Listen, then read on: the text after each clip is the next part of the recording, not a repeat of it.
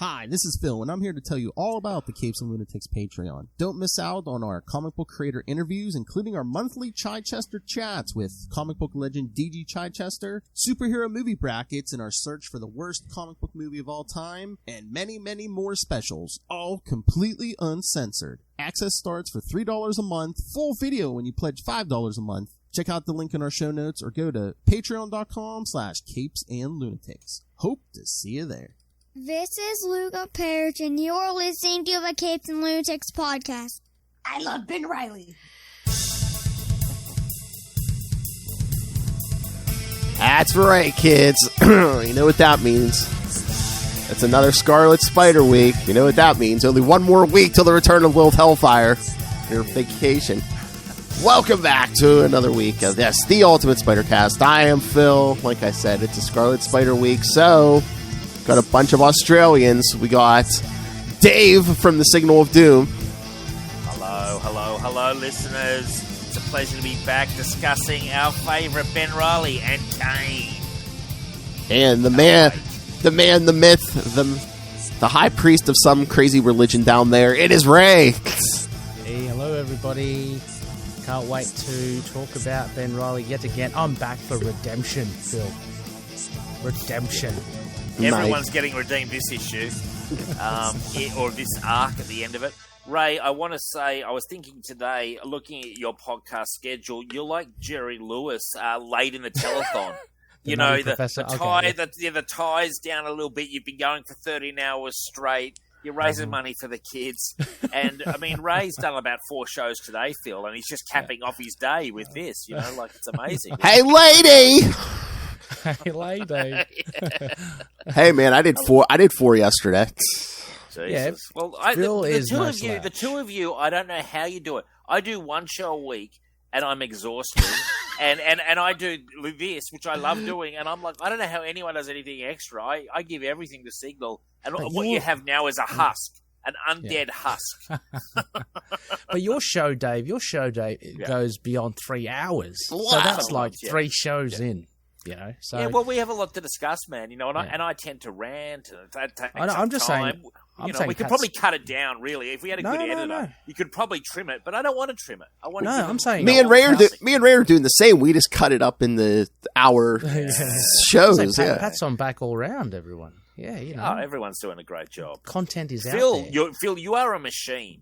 Like what comes out of Capes and Lunatics is honestly like a conveyor belt of content.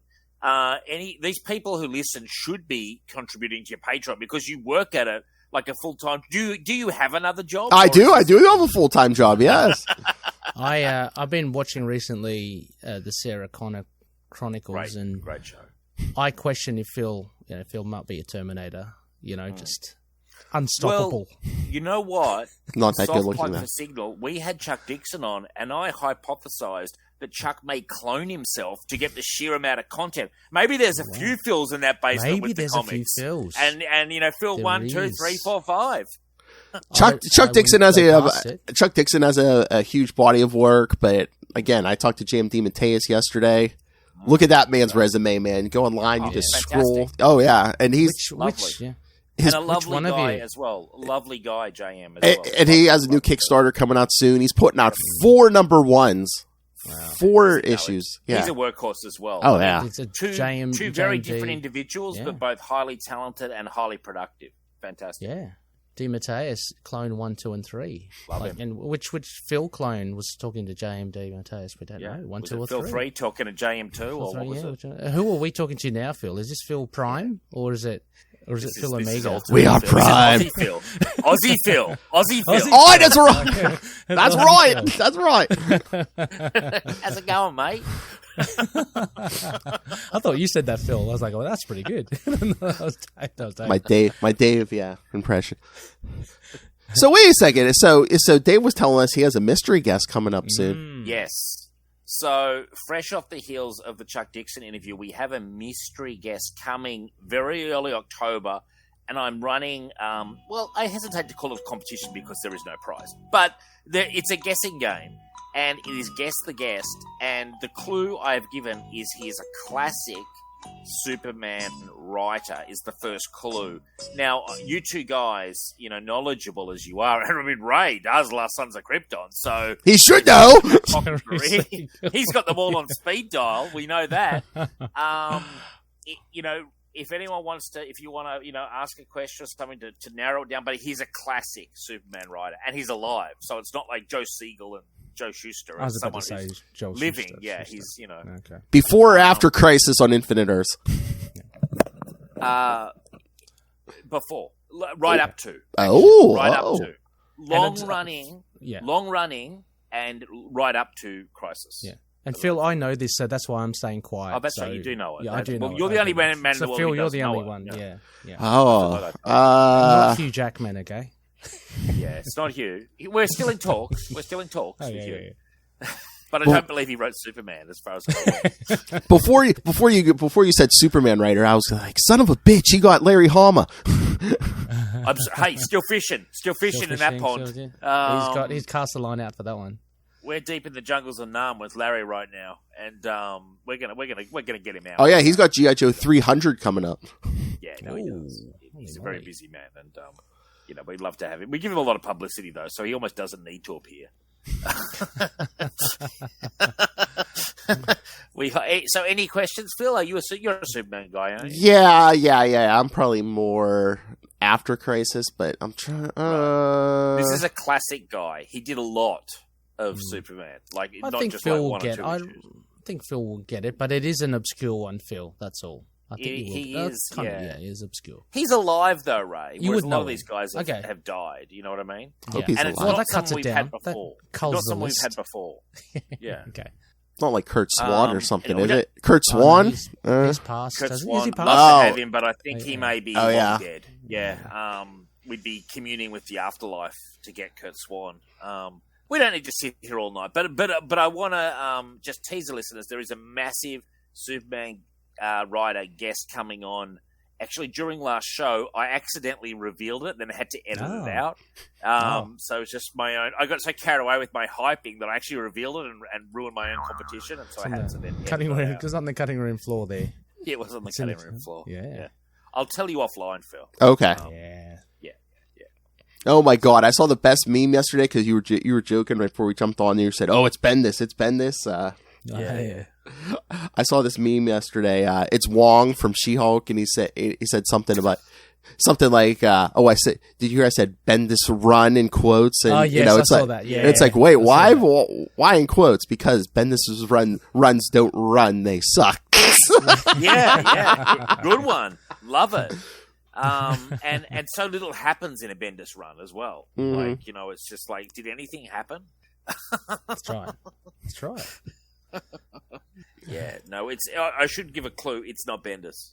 My history guest is definitely not Bendis. Tom King. But No. yeah, look, hey, there could be, much like when Nixon went to China, you see, and there was a period of détente. There may be some détente with Tom King. There may be some high-level talks happening right now between Signal representatives and Tom King that may result in a thawing of relations. Oh, there we go. Because I'm all about building bridges, guys. I'm all about building bridges. Diplomat. The diplomat is back. We were on a war footing for a while. Some comments were made in haste. and emotions got involved. But saner heads have prevailed, Ray. And So the warm handshake is there. The hand is out. I've flown over to China myself Okay. to a secret meeting with Chairman Zai, whatever his name is, and Tom King and his representative, or his representatives and my representatives. That's all. Phil's going, what the hell? At a very high level. Yes. I'm just in awe of Dave the Diplomat. Yeah. Yeah, of course. It's a bit of an oxymoron, isn't it? Oh! Hey, Ray. You're always my favorite. Let's Oh my! It's getting. Come on, Ray. All right, should we get to these issues? Yeah, let's do it, man. Let's go. do this shit. Yes, this 4-part Spider-Man redemption by the man himself, Mr. J.M. DeMatteis. Yeah. And Mike Zack. Yeah. Very good. Which, With Dave... radically changed art style. I would not have known Yeah, this was Mike Zack's that's- art. I was about had to- no idea. I was about to ask, Dave, because from what I remember, like Punisher Secret and Wars, Captain America. Punisher. Yeah. Can't say I actually like it. I prefer the old style. Like, it's okay. It's fine, but I think he got this stuff here. It's very of its time. It's sort of very generic. I'm like, I prefer the classic style to this. Like any day. Just my opinion. Yeah, I don't know what I don't know what it is. Yeah, it looks different than Craven's Last Hunt or like the stuff he did on Captain America. Different. Yeah, it does look different. These artists are always like, we're experimenting with a brave new style and we've changed the game. I'm like, I don't like that you changed the game, Mike Zeck. I don't like the old game, Yeah, exactly. But it is, I will say this, it is very of its time, and there are some pages where it looks much more like his old style, occasionally, especially with the woman. But yeah, it's just I guess it's an artist's prerogative. They can change shit up, and that's exactly what he did. It has very much like a John Romita Jr. vibe. I think. Does. Maybe because a lot of the rain is probably testament to that as well. For a second, I thought it was John Romita Jr., and then I checked back and I'm like, Mike Zeck. I'm like, okay, well, what can you do? I reckon the inks is that Bob McLeod, right? Yeah. I don't know. Can't say I'm familiar with his inks, but it was interesting though. Like, interesting to see an artist with such a recognizable, famous style change it up so much. Yeah. And frankly, a fairly interesting story. It was a fairly padded story, but I found it interesting. Me too. And I've not read any of this, and I don't know the ins and outs of the Clone Saga, so it was all news to me. What I was questioning was this woman who turns up. Is this someone I'm supposed to know who she is? She's very fleeting, right? She showed up in, remember when we did that 3-issue, The Lost Years, Ray? Like, they showed, like back in the past when Ben Reilly was on the road. Yeah. And, like, the whole thing. Waitress. Is she a waitress? She was, when he met her. Yeah. And she killed the father due to father was sexual abusive. abuse. A recurring motif in JM's oeuvre, actually. Ooh, fancy. It is very much so, and because I've done a couple of interviews with him and I've read quite a bit of his stuff. This topic recurs frequently in quite a lot of his material, including a Spectacular SpiderMan run. His that Seekers into Mystery and various other things. It's the theme of sexual abuse by a parental figure is quite often used by him. If you look at his work, it's a theme. It's a theme he plays with. So interesting. And I did feel this was a fairly padded storyline. Like they were padding for the 4 issues, but at the same time, I really enjoyed it because it was just Ben. There was no Peter. There was no other shenanigans. It was a fairly enclosed tale. And I was just confused exactly. This is after the trial. I think they referenced that, if I'm right. Yeah. Oh, yeah. Phil, remember the trial of Peter Parker, right? So, I mean... They reference it at the end. So, because I'm just trying to place it where this belongs in the Clone Saga. And if this woman, if we see more of her story, because she at the end goes to prison again and is going to be tried for the murder. And I was just wondering if you sort of see all this stuff pay off. No, actually, after this, you don't see Janine again until, that... Did anybody read that current that Ben Reilly stuff we've had in the last year? She's only shown up again in the last year or so. Yeah. So they didn't pick this. Yeah, no. Yeah, after the whole Clone Saga for a while, it seemed like they were just like I don't know if they thought people didn't like it during the Clone Saga. Like they did, she just went to prison. Well, we're getting towards the end of the Clone Saga. Yeah, they don't pick up Janine again. Yeah. Okay. Yeah. What? And I can't remember Phil from. That Nick Spencer run, right? I can't remember how was she introduced. She was just there with Ben, wasn't she? Well, there was in that foundation. I can't remember. There was a prologue where like that Beyond Corporation gets her out of prison, and then the next thing you see, she's with Bennett. Okay, yeah. All right, so they do show her coming out of prison, like it's not until like years later. 2020 until 2021. Yes, she doesn't get out of prison. Real time. Had she done like a long time in the comic time? I think they said it was at least a few years. I think. Yeah. Okay. Yeah. It would make sense. I mean, Ray, what did you think of this, man? Yeah, overall, I thought I'd have to agree with you to an extent that there was padding, because like, if you look at it, you can really sum each issue as what is involved. You know, the introduction of Janine, then you kind of have Kaine really going after him, and she kind of, well, at the end of it, seemingly she dies. Then you have his basically his redemption towards the end. So there's not much really to it, but similar to you, I really did enjoy it. It was really self-contained, and it had glimpses. I mean, we got Flash Thompson in the first issue. I think we did in the bar. In the bar, and that was cool because that's a tie-in to obviously Peter Parker, and we see they go to Aunt May's house as well later on, where Kaine drags Ben through. They just crash it. They just crash in to Aunt May's house. I was like, but I mean, I like how Kaine was framed here, because we know he's later on used as a regular character in the Spider-Verse, and he becomes his own thing. So he had to have this kind of slight turnaround, and he doesn't turn around really until the nth hour, basically, when is he a villain like now or not? No, I don't think so. Is he? Well, I don't know more recently, but they went many years. I mean, again after the Clone Saga, we didn't see him again for many years. He comes back. Like around, what was it, like 2010 or something? But I mean, after we finish this 90s stuff, if you guys are still on board, that we'll do. Kaine had his own Scarlet Spider series around he had his own 2012 or so. Yeah, so we'll do that. Yeah.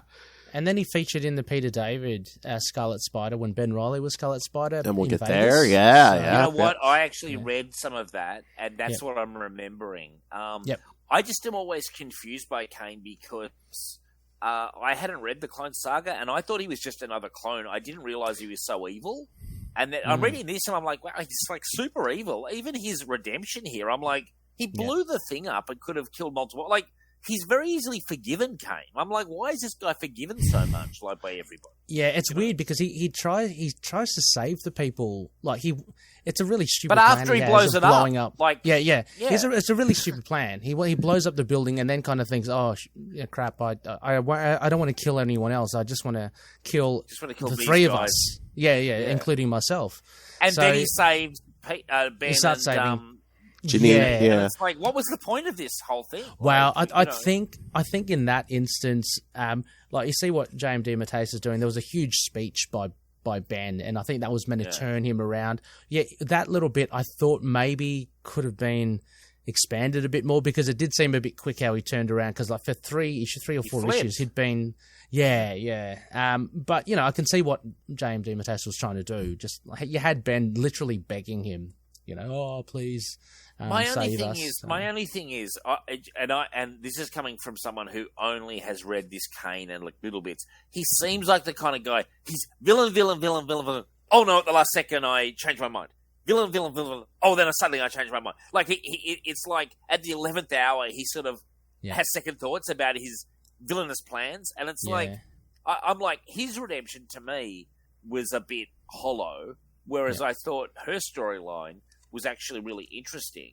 Even interesting that Ben Reilly attacked the police van and got her out and stuff. I was like, wow. He's a bit of a hothead, isn't he? Mm-hmm. Yeah. I kind of rated it. I was like, that's actually making good use of Ben Reilly, because he's doing stuff that maybe Peter wouldn't do. Oh, yeah.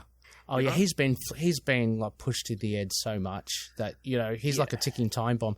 I think though, also just going back to Kaine, what you're saying, Dave, we do see throughout the 4 issues though his internal monologue, and he is like struggling. He admits himself, oh, why am I doing this to Ben? Why am I being such an asshole to this guy? Because he's actually the only guy that cares for me, but outwardly he still kind of does it. So I think James is really kind of trying to plant that seed that he is really doubting himself, although his external actions are pretty obvious. Gives, can I say this, and it's a credit to him as a writer, which is no surprise to any of us here. He gives so much more depth to Kaine than I've ever seen, and made me care about a character that I don't really care about. But he did make me care in the context of these 4 issues about Ben Reilly. I like, that's an easy sell. But Kaine is not an easy sell for me, because whenever I see him, he just seems like a bad guy with sort of like a bit of reason for it, and then but like he's not a fascinating villain to me. But in this storyline, I actually was like, yeah, I'm seeing a different side of Kaine. I'm seeing more of his motivation. I'm understanding how much pain he's in, which I thought that that weird, and I'm not a fan of it. The suit he wears, I'm not a fan of the art style at all, because I'm constantly like, what is going on with this guy? And when he took off the suit and I saw the face and the scarring, suddenly the character became much more humanized to me and much more interesting. I just don't like his design with that suit. It feels very 90s digital art, just not very thought out.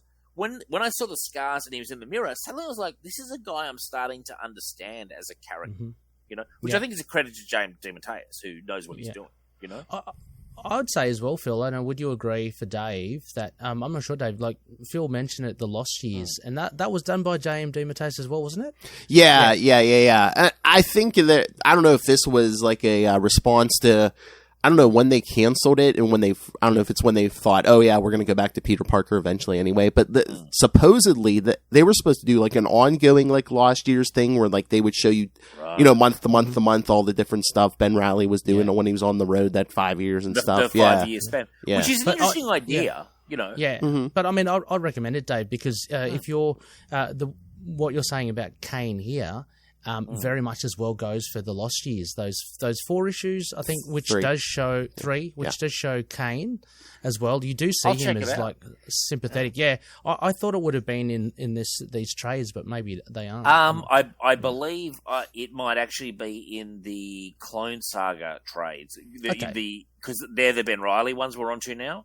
Yep. I have seen it around though, so yeah, I can. Okay, yeah, definitely worth checking out. They're really good. Look, honestly, really enjoyed them. Anything by James DeMatteis on SpiderMan, he does make it very readable. Like, and I feel at times he elevates what is kind of pretty trashy. Like some of the Clone Saga stuff, you can tell it's tired, and he elevates it, which is a sign of a good writer. Like, not every assignment you get is going to be a peach. Like, this is very much like they're squeezing this Clone Saga pretty dry by this point.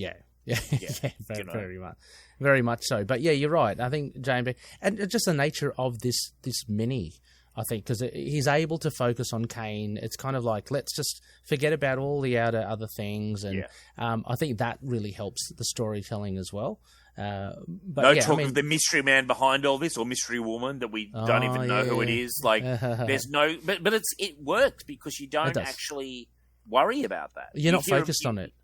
You hear about Miles Warren, the Jackal and stuff, but it's not overly focused on him even, and it's not focused on a million other clones. You know how there have been so many clones at some points, like the enclosed nature. I mean, Phil, how do you see this one?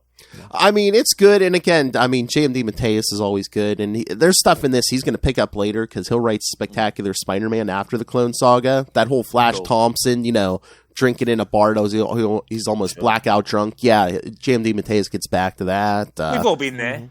That was funny though when Ben gave him the little speech, the pep up speech, and then Flash is like, "Yeah, maybe he has a point."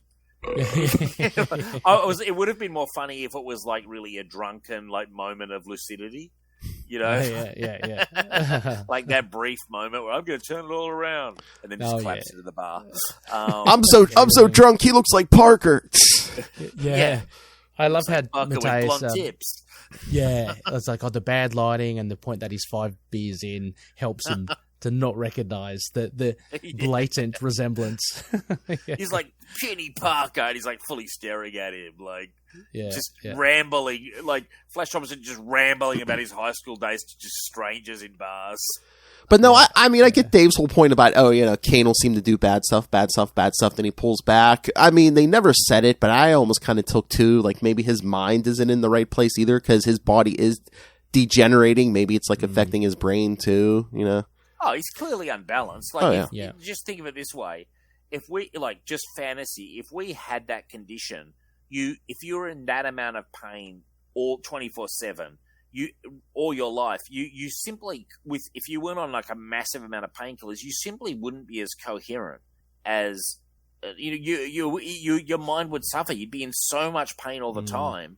I'm not saying you'd go around murdering people, but it would your mental facilities would struggle because of the sheer amount of pain. Like, they load you with painkillers, but this guy doesn't seem to take painkillers. He just keeps rolling. Yeah. And pretty much his whole life, it's just been like, oh yeah, you're gonna die. You don't know when, but it's gonna be coming soon. It's pretty dark, man. Maybe that's partly why I don't really respond to the character. To me, it's very dead end character. You are very bright and chipper, Dave. Yes. Well, when I look at the character, like, honestly, like, this is no offense to James Mateus, the actual character, it's a very dead end, like, one-way street. Like, it's sort of, there's not that much room for significant progression. He's constantly going to be the very tortured, almost bad guy Spider-Man. He's never going to have a mainline big-time presence in anything. I just almost feel like there's not a lot of character there in the first place. Like, that's just my assessment. Like, I just don't see it. Yeah, I mean, to full credit to the other subsequent writers, they did turn it around, and that was no longer like the focus, because I think they did find that was really, as you say, a dead end for the character. So he became more than that, and he became quite allies to Ben Reilly. He even as well. Didn't he feel? And I'm just thinking about it now because it's so weird because he is a clone. In like the Spider-Verse, he actually becomes a very important part of the Inheritors kind of myth or whatever. That they had this kind of thing where they had the he's a Skyon. They have the bride, and so they have these legendary figures that they go for, like Peter Parker. They have Silk, who was the bride. Yeah. And they had him, and they chose Kaine. So he's kind of gone on a different trajectory. That's cool. Now, yeah. And you know what? I haven't read that in like 10 years. I'd like to read that again, Spider-Verse. That is cool. Well, I'm glad to hear that. So they've kind of... They didn't just doom him to this constant, he's a villain, he's a villain, he's a villain, and suddenly he's not, then he is again, Yeah. There was some growth.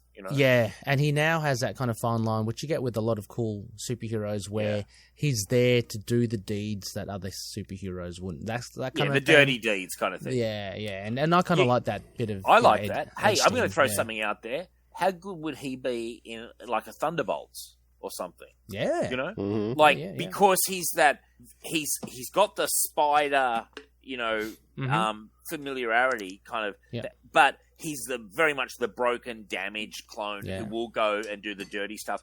See, to me, that's an interesting usage of a character like that. Mm-hmm. You could put him in that kind of group that Peter would never be in. Yes, yeah, exactly, and he's meant to be stronger, and he's got that special mark of Kaine as well. I'd like to see this in one day. I know that they're probably terrified of the Clone Saga.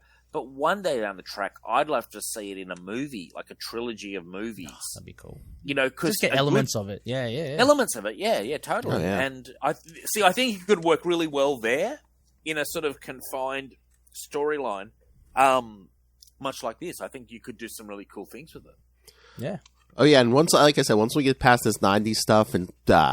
For a while, Kaine becomes Scarlet Spider, gets, I think it's like his own 25-issue series. Mm-hmm. I mean, if you think Ben doesn't give a crap, ripping open police vans and stuff, wait until Kaine gets cured of his clone degeneration and he's Scarlet Spider. Oh, you're really going to see don't give a crap. Yeah, that's good. Cool. I mean, what's his costume like? Does it change or? It's a red and black one, right? Yeah, it's like a darker one. Yeah, it's like kind of one he steals from Peter, but it's. See, he gets rid of that terrible. He gets rid of that terrible. Yeah. No, he actually has like a Spider-Man looking thing. Cool. Yeah. No, I'd like to have a figure of him with the other Spider-Man. Like I've got a cool Spider-Man up on my shelf.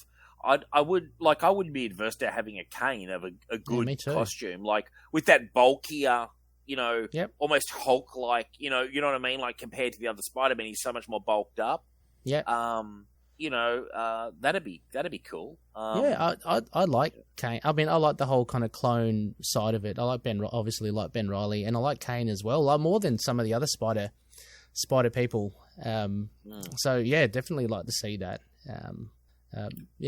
But I'd love to see some of this stuff in the movies, man. Like I almost am like at that point where I'm like, God, like we've done so many versions of Peter Parker. Bring some of these people into his like world.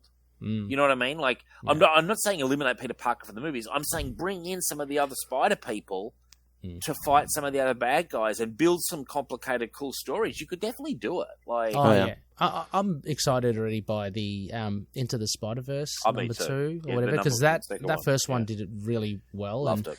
To be able to see the other Spider people potentially would be really cool. But yeah, Dave, I sent you a picture of that. I'm just looking at it. Yeah, that's Kaine, the Scarlet Spider. That's a cool. That is so much cooler than his costume here. That's actually a really nice design. It's a really nice design. Yeah, that is it. Yeah. That's a cool. See, I like on well. My show, Richard constantly decries like the proliferation of Spider people, but I actually kind of dig it. I like it. I think it makes it cool. And it makes it its own thing, you know, and they're quite distinct. So, like, Into the Spider-Verse, I actually said to Michelle after I saw it, I said, I personally feel that's the best depiction of the Spider-Man universe that's been done on film. By some way. I feel like they finally went that extra level that we always talk about. We always hope they'll do it. And generally they don't. It's like little steps. But I felt they went really above and beyond, and I thought knocked it out of the park. I thought it was an amazing movie. You know? Absolutely agree, and I think that was just the tip of the iceberg too. Like, you know, when you see Spider-Man Noir and Spider-Ham and all that, they were the main like characters. But you know, for anyone that's read Spider-Verse, you'd know the plethora of characters, of Spider characters, and I just can't wait for them to dive in and get more of them out there. You know, there's that steampunk Spider-Woman. She's awesome. Oh, there's heaps of cool stuff. You know, there's the Indian Spider-Man and obviously British or Spider-Punk, who's pretty popular now. So. Not so much from Spider-Verse, but Ray, your thoughts on this character? Oh yeah, Arachnite. Awesome. What is that? That's the combination of Spider-Man and Moon Knight. Yeah. Oh, cool. That was I almost thought it was Deadpool for a second. Right. Okay. Like it's from Infinity Warps, Dave. It was where worlds meshed together. They were mashing characters together. They were mashing everyone up. One of my favorite things comes not from that, but from Contest of Champions. I've got Venom Pool, that big statue, which is Venom and Deadpool. It's such an awesome statue. I have it at work. It's an awesome character. I love it.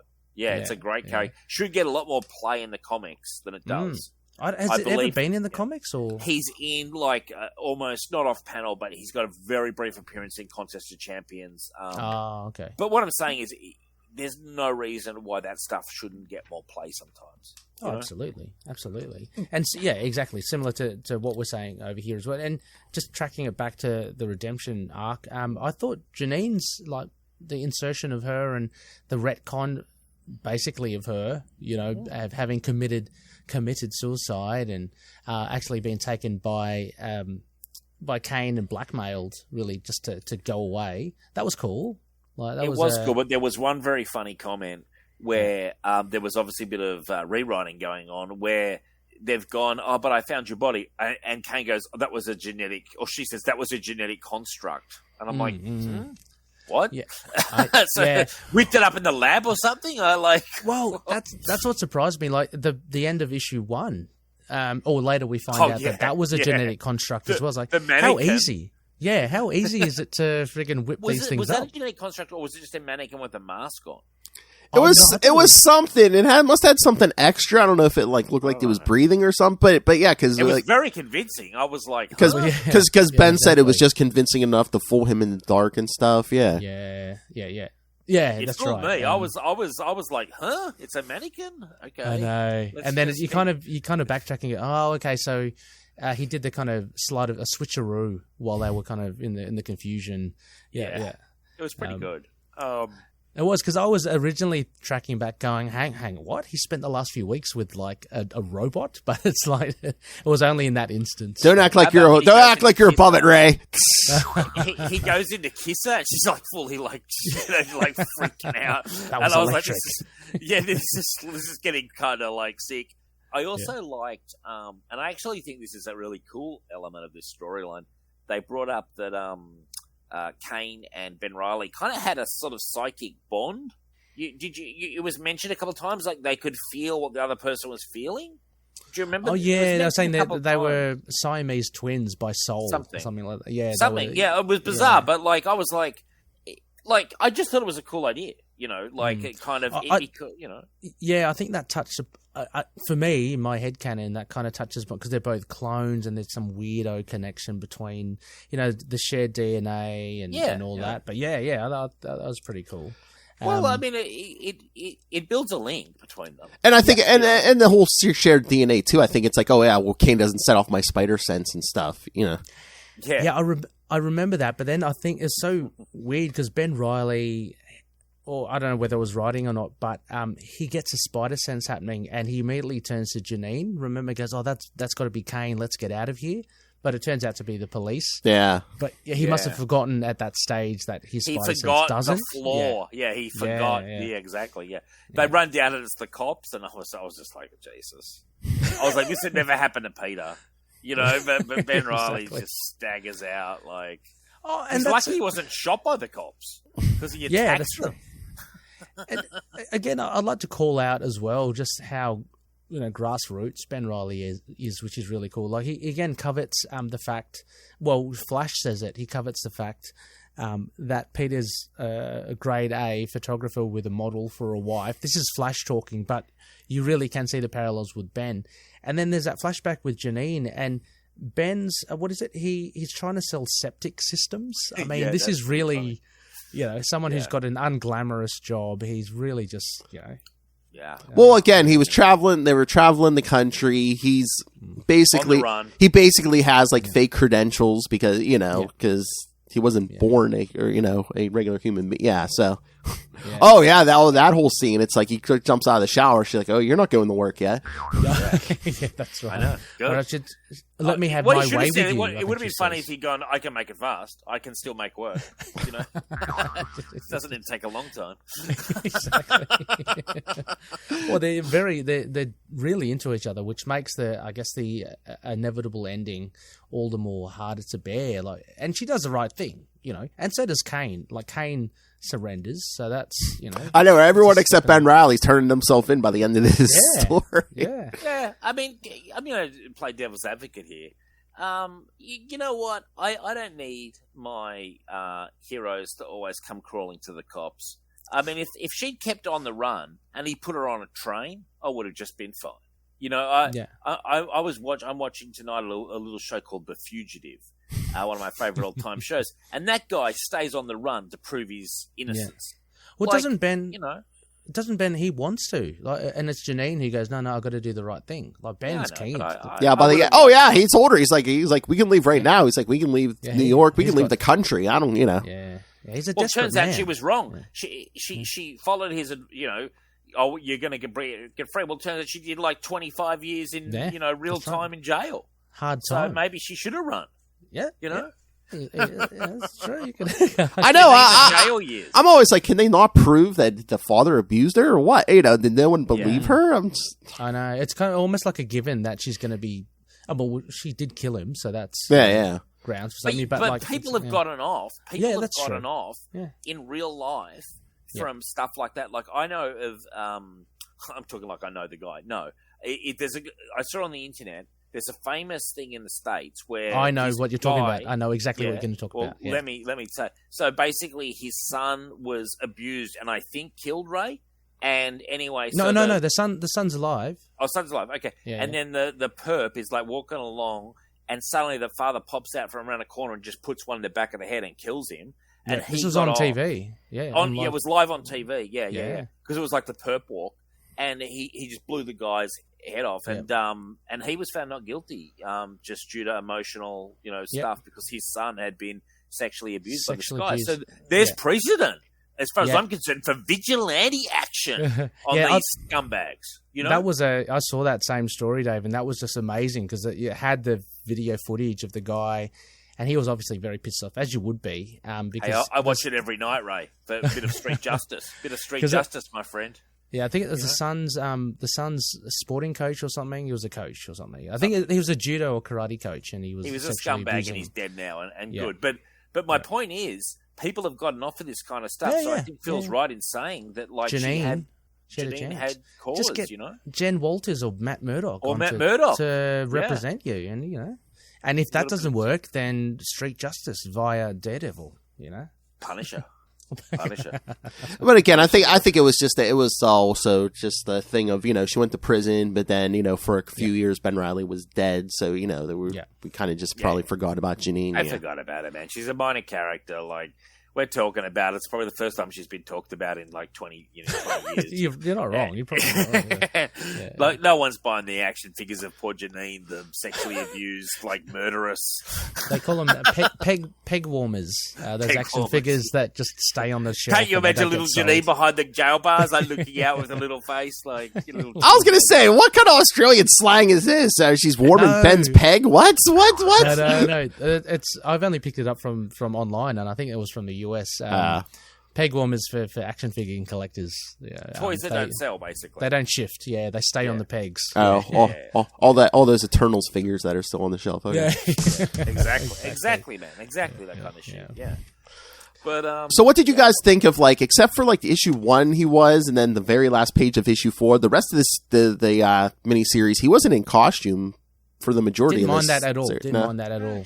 I didn't even notice it. Like, I enjoyed it when he had the alternate costume, like with the sort of, I don't know what it was, like a bandana I like that. over his face. Almost. No, I thoroughly enjoyed it, and doing this show has given me a totally new appreciation, or even an appreciation for Ben Reilly, who I always thought was such a second stringer, but I'm like, actually, they told some really interesting storylines, and I can see what they were doing.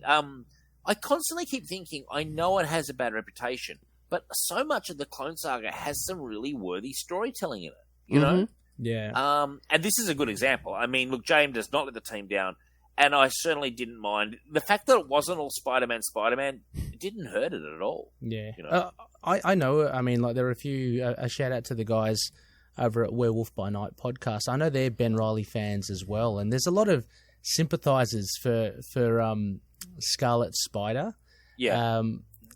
So I think it's good to have a bit of flavor with Ben. Cloning. No, it's good stuff. I mean, there's, it's so funny. We always relegate stuff to the convenient labels to fit the narrative, which is that the Spider-Man Clone Saga is so terrible and was all part of the thing. I'm like, well, they were struggling financially. We all know the story, and they propped it up. Yes, there have been some really woeful clone arcs that we have done, but stuff like this, it actually holds up very well. You know? I think there are, a different perspective, and it'd be interesting because, like, I would love to see the same thing, Dave, like the Clone Saga translated somehow, or at least referenced in the MCU or on TV or film. But I always draw back to that conversation, Phil, you and I had with Howard Mackey and Terry Kavanagh, and it just seems from the writer's point of view, and they're the ones that were kind of driving the thing as well. There is a bit of a bad taste to it. Like, they were joking. Like, I think Howard said, "Oh, look, don't blame me. It was all Terry's fault," And whether that's a joke, but I think looking at it from their perspective, and us saying as well that they had to draw this out over years. It must have been a grind in during some months where we've got to keep this going. What are we got to come up with? And sometimes you could tell they were struggling, Yeah, so it may not have been a fun or good experience for a lot of the writers as well. So as for how Marvel, like themselves, the house, sees this and whether it's worth pursuing, it's hard to say. But if the creators are feeling that way, I mean, they may not pick it up, but I'd love to see it on the screen somehow. Think you could do, I think really honestly, there's a good story in the bones, and you'd have to go into the bones of it and rearrange it. I'm not saying do the whole thing from beginning to end. I pick the bones out, cut it down, and, there's something there. I mean, almost every comic event is bloated. I'm sorry. Every mainstream comic event is bloated and has too many tie-ins. That's just the nature of the comic cycle.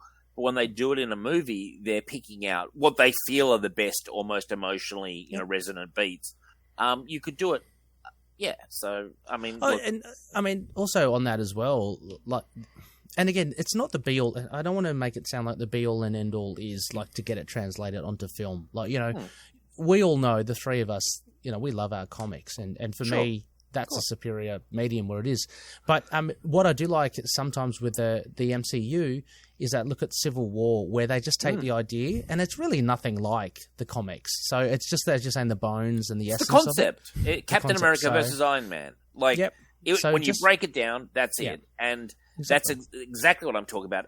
Winter Soldier, they took a lot of bones out of Ed Brubaker's storyline, mixed it in with their stuff, and had such a strong movie. You could do it with this, and I just feel that it's one outlet that they should. Sony should probably look at it because they're the ones who will be doing it. And really, frankly, they're spending so much time on stuff like Craven movies.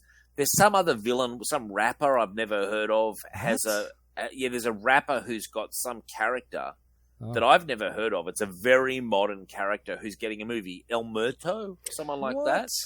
Oh yeah, the Mexican wrestler thing. Yeah, it's like the guy showed up in exactly 2 issues. Yeah, then supposedly they're making a movie. Look, they're obviously going for that's a long shot, you know. Yeah. I'm just saying they're not afraid to take a few chances. Why not get some decent writers on and construct something worthwhile out of SpiderMan? Because he is more than just a part-time Avenger, you know. Yeah. There is more to the franchise than just Peter Parker turning up in an Avengers movie and everyone getting excited. There's a lot of storyline in the Spider-Man franchise that, frankly, Marvel have been milking since the 60s. So, Jesus Christ, if they can't find a few good stories. Yeah, I can't see also... I don't understand the method of, as you say, Dave, like Craven and all that. I don't know why they don't try and expand on the Spider-Verse, you know? Like, why don't they have a movie on Gwen Stacy or Ghost Spider or Scarlet Spider? I don't know why you wouldn't... Well, Craven's a great character, but I don't need a film just from his point of view. He's a villain as well. Like it's but he's a great villain. It's not like he's the Joker. Like the Joker would be the pinnacle because everyone knows. Like he's in pop culture, he's ingrained. No, not many people know Craven. Well, they're going to go, well, Craven's going to be hunting Scorpion. Most people out there are going, who and who? Yeah, you know, in the mainstream. And before that, they were talking about Silver Sable and. Silver Sable and Black Cat, a project I was very excited by, Ray. You know, I was covering. Oh that no, one. Me too. But again, we're comic book fans. You know, why would this interest someone? The only look, those characters would be so good in a bigger movie. Like if you were tying them into the Silver Sable relationship with Doctor Doom is something that is so fascinating and could be so easily like that's what I'm saying. If they were smart enough to tie those little bits together. Suddenly you're you're sort of getting all these different vectors. But just, as I say, like Silver Sable and Black Cat, you know, it's a two-hander movie, Thelma and Louise with Silver Sable and Black Cat. Most people out there, if they're not Spider-Man comic readers, are going, who? Yeah, exactly. What is the relationship to Spider-Man? Oh, he's not in it. Oh, well, then why am I even wanting to spend my money at a cinema to watch this? Yeah, it just seems like very weird choices. And I haven't even seen it yet, and I still kind of want to. Morbius, I know that's been kind of cursed. Not as bad as people make out, but it's very inessential. It's very inessential. Yeah. You've seen it, Phil, haven't you? Yeah. Oh, yeah. What did you think? Very inessential, yes. Yeah. No, it is. It's like Ray. It's not as bad as people say. Okay, you know, I don't mind. I don't mind like just popcorn films. I'm sure it's entertaining in itself. Yeah. Yeah, that's all. There was a funny moment with one of my colleagues at work, who he loves the comic movies, but he has no comic knowledge. Like great guy, but anyway, so I said to him, he'd seen it, and he was going, "Oh, it's sort of like middle of the road." I said, "Is Blade in it?" He goes, "Yeah, turns up." All movie.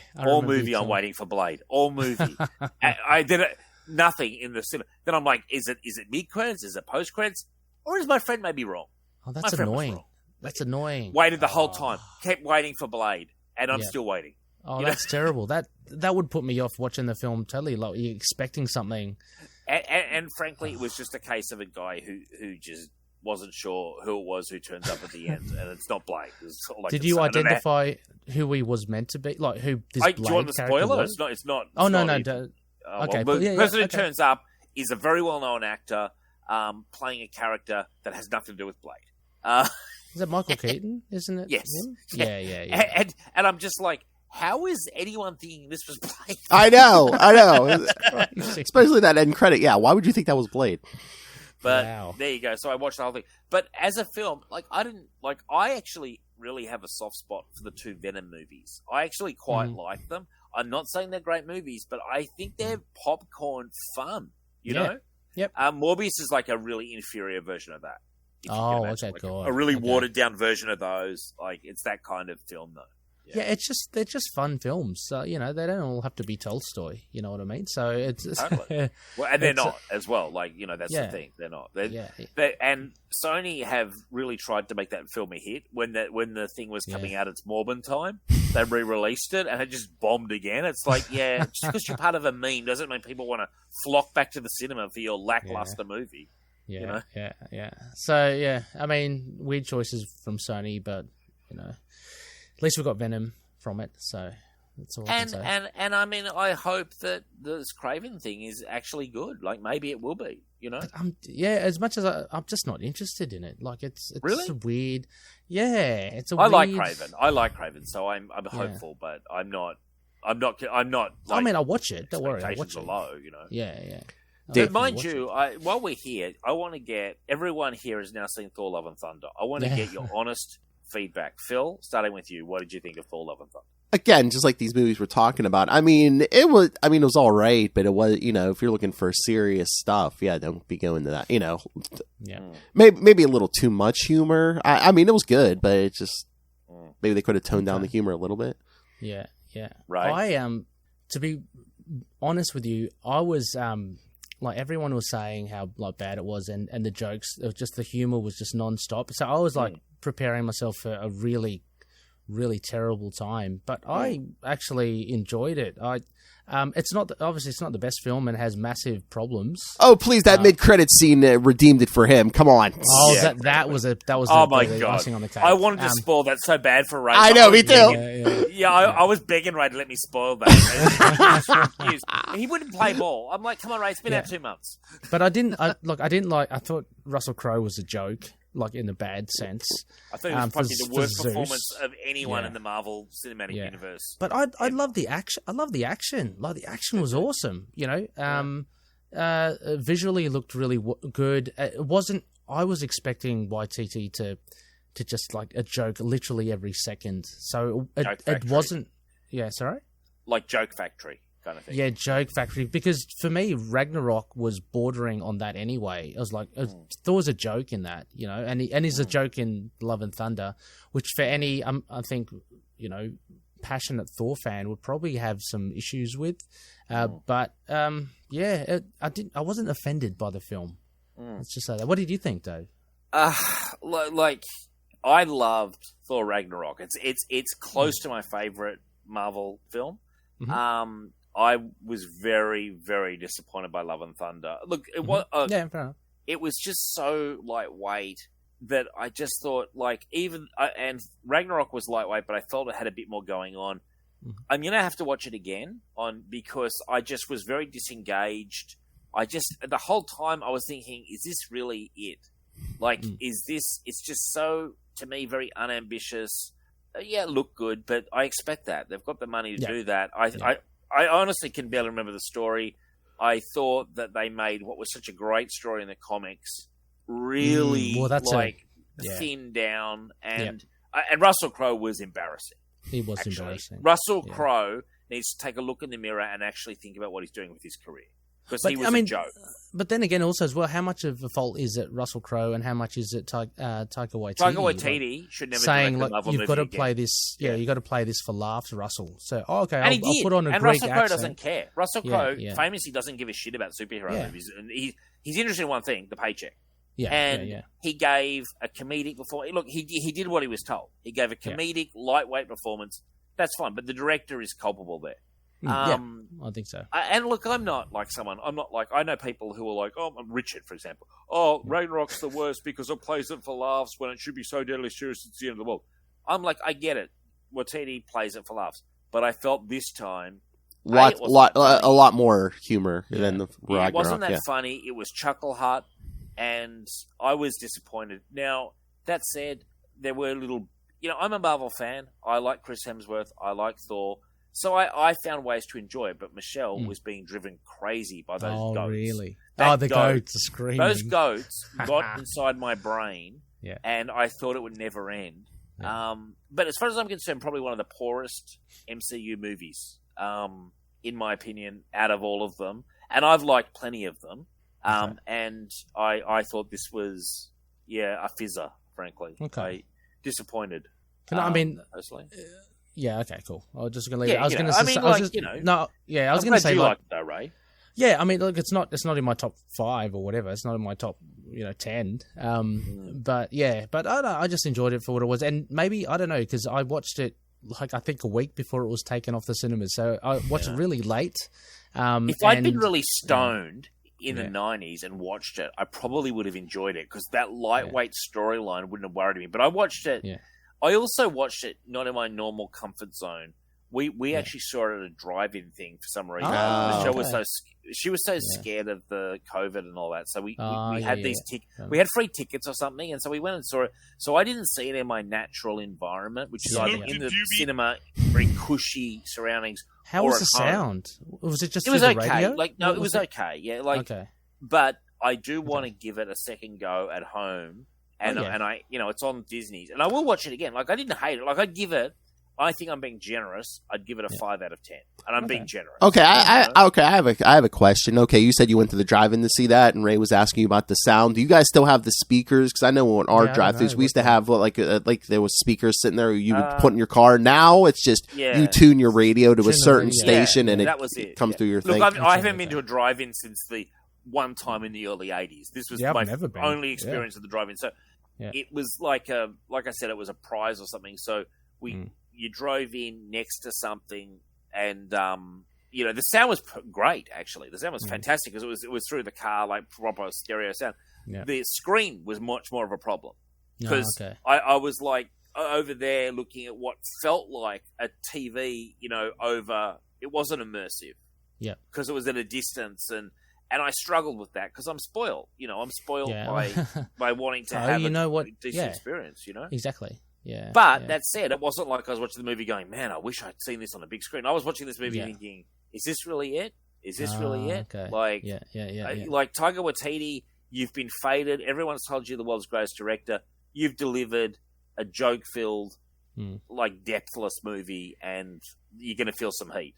That was what I was feeling, And believe you me, I don't know about over there in the US, but here he was praised as if he was some sort of a god while he was making this movie, because he has that What We Did in the Shadows and Ragnarok, and they've been fading me in the press over here, Phil, like you wouldn't believe. Oh, really?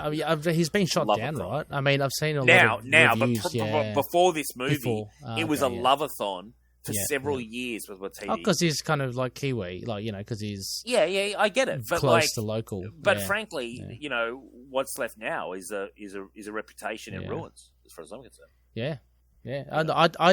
I wouldn't want him to direct any other Marvel films. Let's just say that because we know his flavor. Maybe a Deadpool. That would work. A more comedic movie, I think, would. And the box office receipts on Ragnarok haven't been on Love and Thunder. No, it's not good at all. No.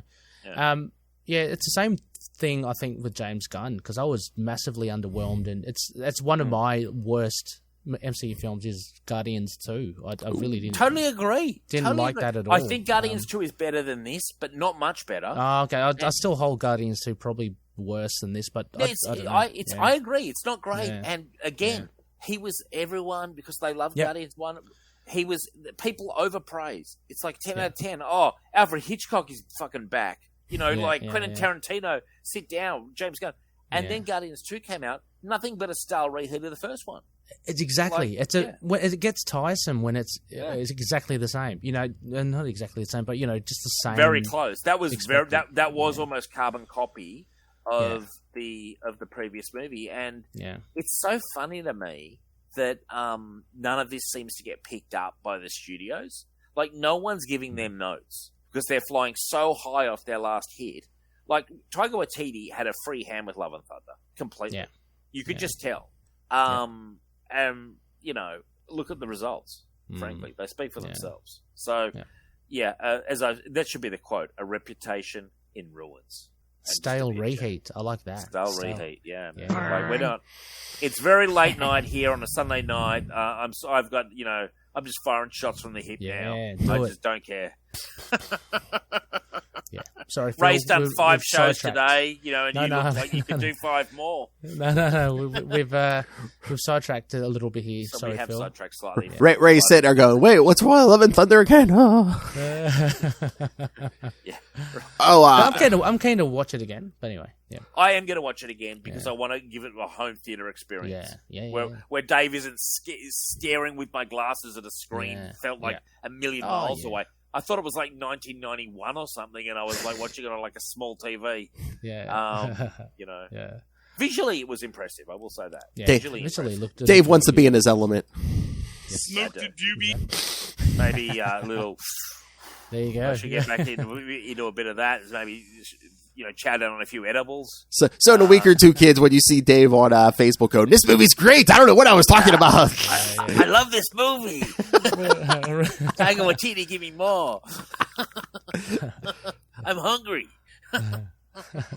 All right, before we go, do we want to go? You guys want to give a grade to Redemption? Yeah, sure. Dave, do you want to give a grade to? Yeah, strong story with some substantial padding. I'm going to give it a 7 out of 10, and I would give it a recommend. Yeah. No one lets the side down. It's a solid story. It probably could have been 3 issues, but you know what? 7 out of 10. It's solid stuff. Yeah. Yeah, I'll go the same. 7 out of 10. I think it was enjoyable enough. As you know, Testament engrossed in it that didn't even notice that he was out of costume for most of, if not all of the main story. So it was very good read. It was a very enjoyable, engaging read. Albeit, you know, as Dave said, might have been padded out. So. Yeah, I'll agree with you guys. The 7 out of 10 for everything you said, and I don't know if they did it as like a gimmick or they needed the extra pages, but I don't know if it showed in the trade or anything. But like the original issue, and even on the cover for Marvel Unlimited, issue 1 was 32 pages, no ads. I saw that. Yeah. Yes, yeah. I saw that as well, which is interesting. Yeah. Like, I mean, that would actually, I guarantee, that's to bring readers in who it's just Ben Reilly. There's no Peter. There's no Mary Jane. But if I was on the stands at that point, I would have been tempted. You know, 32 pages. Yeah. You know, bang no ads. Bang for your like, buck. Yeah. What was it, about $1.75 or something? Probably. Maybe. I don't even know if it was that much, but Is it on there? I would have done it. Yeah, it doesn't say it on here. Yeah. Doesn't say. That's no fun. That's no fun, Marvel. By the way, I just want to say this: Thor: Love and Thunder made $758 million at the worldwide box office. That's actually not terrible, considering it was a subpar kind of movie. oh please, DC would sell their mothers for that. That's what I'm saying. Considering there was negative word of mouth, Okay. everyone said it wasn't as good as anything else. It still made $758 million, which shows you the power of the Marvel franchise. Yeah, it could still wow. crawl to that number, and it crawled to that number. You know, Jeez. Oh, wow. That's worldwide, right? Did you say? Yeah. that's worldwide, and you were part of that, Ray, in the last week of release. Probably. Last week, yeah, in a near empty theater. Did you do it on Tight Ass Tuesdays, Ray? Did you go in with the half price? No, it was on the Student weekend. discount or something? No, it was on the weekend. Senior discount. No, Senior, actually, yeah. my local cinema, I do have a free movie ticket, like when I joined. So I had that, but they had already taken it down, like taken it away. So I had to go to Broadway. I just imagine Ray like, damn, Yeah. he's coming with his free ticket, slamming it down. They're going, sorry, buddy, it's over. Oh, but I mean, just similar to you, Dave. I like to make it an experience. So I think I got gold class or whatever. You know, you got to make it. You got to enjoy yourself when you're. Was it a solo album, Ray, or did you have your wife with you? Or Oh no, it's always solo. Until Finn is of age. No, because Eve is not. Yeah, Eve's not really interested in that sort of thing. I think the last one she saw was Avengers: Infinity War, actually, and she just said it was. One, to at least, yeah, you know. She didn't go to see Endgame. No. Didn't feel the need. No, Didn't feel the need. Yeah, Like, exactly. No. I don't care what happens. I can stay dead. Half the universe is dead. Okay, I'm done. Yeah. Well, it was pretty cool. I mean, she was impressed. Like, she's going, so they just died at the end? I go, yeah. I said, yeah, it's pretty bleak. She goes, wow. Okay. Yeah, but it's like, don't worry, they'll come back instantly. Don't worry, don't worry. They killed Black Panther. He's coming back. They killed SpiderMan. He's coming, getting another movie. Did you hear, off topic, but you know how Alfred's been dead in Batman? Apparently, he came back this week. Yes. Oh. Yep. And I'm about to read the issue after this, but just to show that no one stays dead. No one stays dead. No. You can definitively kill someone, and they're like, "Oh, he's dead forever. Oh, it's going to change the whole Batman family." He's back. Yeah. Batman versus Robin #1, and Dave had to get that last dig in. Ugh. Batman, my favorite character. Yeah. Janine came back from the dead, so you know. Yeah, why not? Everyone does. Is Marlene alive in Moon Knight right now, Ray? She is. She's overseas though. She took her daughter with her. They're separated, so we don't get to see any Marlene. No booty calls. Nothing late at night. No. Unfortunately, no. It's very sad. He's a jet-setting playboy. Why can't he fly over to her? Sex on the mind. Just go, hey Marlene, let's get it back together. Let's patch it up. He's focused on. It's focused on, you know, the crime fighting. I don't know. Tigra? Oh yeah, actually, I think they're Who, Ray or Mark Spector? At a certain point, like, I don't mean to be sexist here, but at a certain point, a man needs a woman. And I mean, he's I think there's been a song about that. Yeah. Well, yeah, no, I was going to break into song actually. Like, you can only fight crime so long before you need the feminine touch. Well, in the anthology Black, White, and Blood, Mooney was there with Tigra. The morning rumpy after, pumpy. So, bit of rumpy pumpy. That's it. All right. Well, God bless him. And I mean, and Ray, you're sacrificing the virgins and the goats to Khonshu. Oh, yeah. So and the goats now, yeah, the screaming goats, Nasher and the other ones. Ray makes some goats scream. Is Khonshu as evil as he appeared in the Moon Knight show? Because he seemed like a real prick. He's a real the depiction of Khonshu was real. I thought spot on in the TV show. He's really good. It was good. I agree. It was. But I mean, was like this guy's nuts. But that's what he is. He's a deceiver. He's an idiot. I'm not saying he's a bit of a prick as well. Yeah. But this is the god you worship, Ray. You've chosen almost a mischief god. You know. Yeah. Well, you know. I like it. You got to be on that. And does he have? You know how Mark Spector has like mental problems. I don't know exactly what he's got. We're not allowed to call it split personality. Oh my god, internet. They call it dissociative something, you know. Dissociative, yeah, whatever. PC World has tried to change the word. But does Khonshu have that as well? No. Does he? Oh, no, that would be so good if he did. Because he would be the god of dissociative personality disorder. Imagine. Like, how good would it be? Marvel, that one's for free. That one's okay. Well, someone's got to be the god of it, you know. Well, that's true. I mean, if there's god of everything, you know, maybe we saw him. Maybe we saw it in Love and Thunder, in the what was it, the deity city or whatever it was, omnipotent city. Was there a Khonshu in there somewhere? No, disappointing. There should have been. There should have been, for sure. They didn't. That is disappointing. That's throwing a bone there, really. Like, the TV show just came out. I know that scheduling and timing, but seriously, they could have. You could have just had him sitting there. He didn't need to do anything. Yeah, just sitting there, just with his beak. And he's so distinctive as a look. It's such a good look. Oh, it's that's part of the reason that you worship this dark mischief god, isn't it, Ray? The look, the beak, and everything. Yeah. The look, the power, Dave, the hard power. Master, and the inevitable. You know, the rewards. Dark power. That's the rewards. By the way, guys, did you know, I think it's next week, this Werewolf by Night, there's like a special or something coming? Are you aware of it? Yeah, October 7, I thought it was. It's very soon. Yeah. Yeah, that looks awesome. I can't wait to see it. Well, tell me about it before we go, because Richard told me about it like seconds into the show and then had no information. Phil, do you want to? I only saw like the quick trailer they put out. It looks like it makes it look like they're almost doing the old Universal Monsters things. It looked like it was in black and white, and you know, it's like a pastiche of the Universal black and white horror film. I love those kind of stuff, like the Wolfman and all that. Yeah, exactly, like the old fashioned like Lon Chaney Wolfman. But it's about these hunters, monster hunters. They convene at this house, and apparently, Phil, I don't know if you remember, there's a desiccated skeleton talking to them. Apparently, that's Ulysses Bloodstone. Oh, the actual, I'm familiar with that character. Yeah. So he's brought them there, and it's a kind of a mystery, but we all know who it is. Apparently, one of them is the monster. One of the people, the monster hunters, is a monster and will ravage like all of them.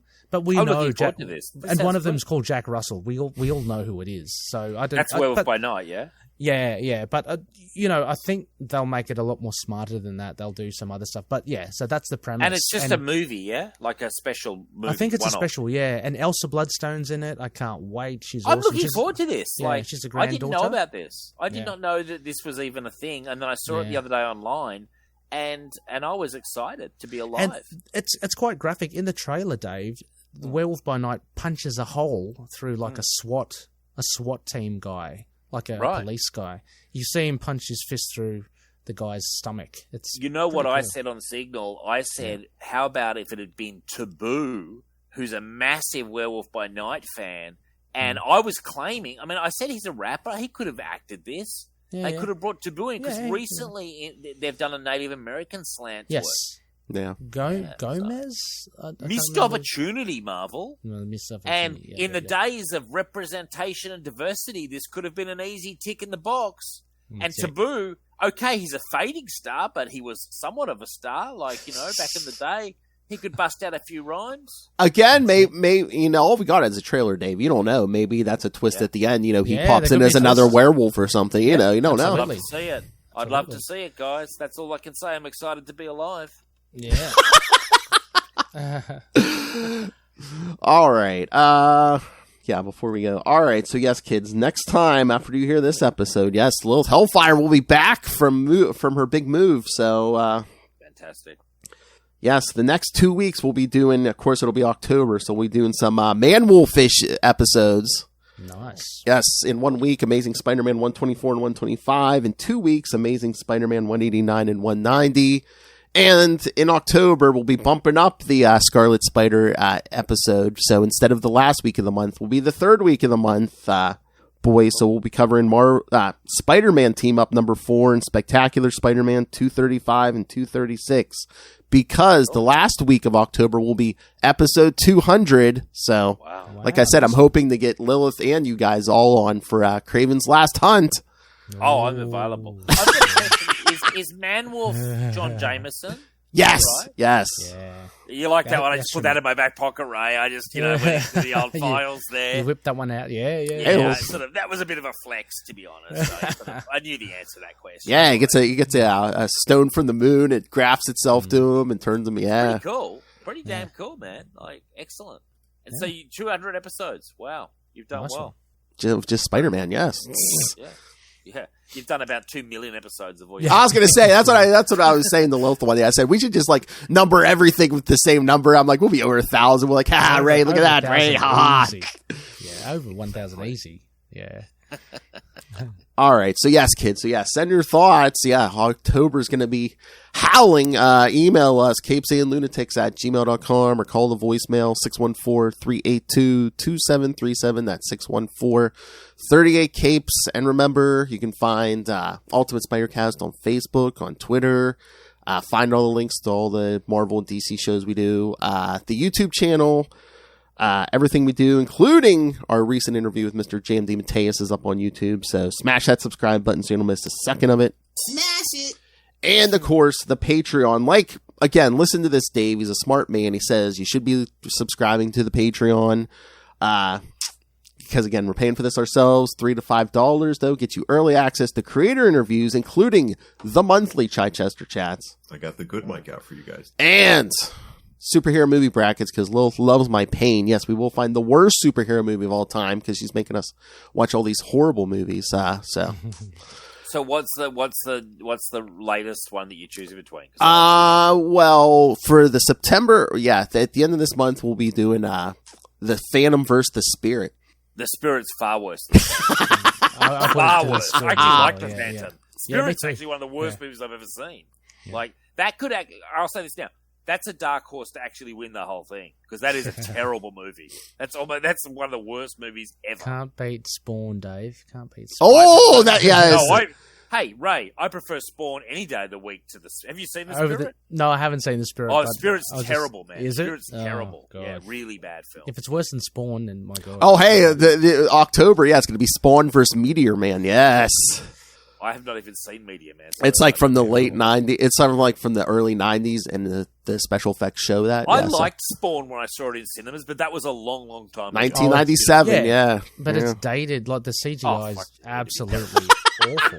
Yeah, It'd be terrible. It'd be terrible. it is absolutely. And it was PG-13. You need an R-rated Spawn. Come on. Yeah. It was cool to have a Spawn movie, though. Yeah. Yeah, it was. Like, I it was fun was to into go it. to the I was- cinema yeah. and enjoy it, and it not be Batman or Superman. To be such Yeah. a random kind of character that it was cool.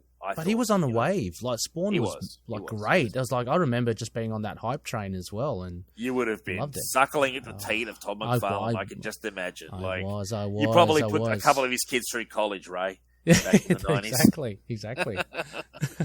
There's all kinds of merchandise. Speaking of merchandise, yes, pick yourself up some Capes and Lunatics and Capes and Lunatics Sidekicks merch. Find it all at Linktree, linktr.ee/Capes and Lunatics. All right, Dave, when you're not busy smoking a doobie at the drive-in, where can people find you in Signal of Doom? You can find Signal of Doom on all your favourite podcasting networks. We go out weekly. We've got a Facebook, Signal of Doom. We've got on Twitter, Signal of Doom. Find us there. You can find me on Twitter at RedLantern2051. But yeah, just type in Signal of Doom and check us out. Weekly show. Nice. All right, and now, Ray, you and your many podcasts, you who love Hercules, Tigra, and Batman, where can people find you, Ray? Oh, don't know about the last one. Hey, don't you... Batman, my favorite character. I submit the evidence, Your Honor.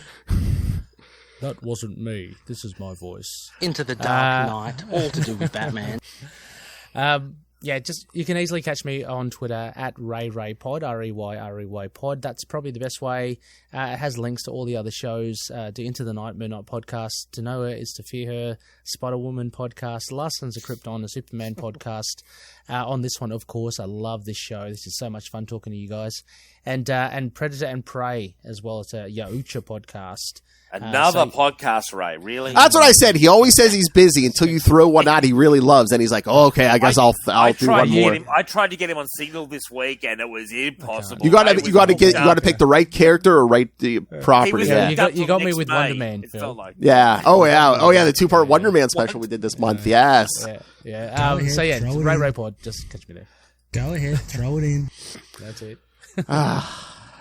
Oh, and yes, kids, for those of you who do love the Batman as much as Ray, yes, just like here, when these boys come in at the end of the month, starting in November, Justin the Owl Osgood will be joining me at the end of every month on the Batman show, yes, to talk some Nightfall, and then we'll get to the Azrael ongoing from the 90s. Nice. Yeah. Oh, yeah, now we're talking.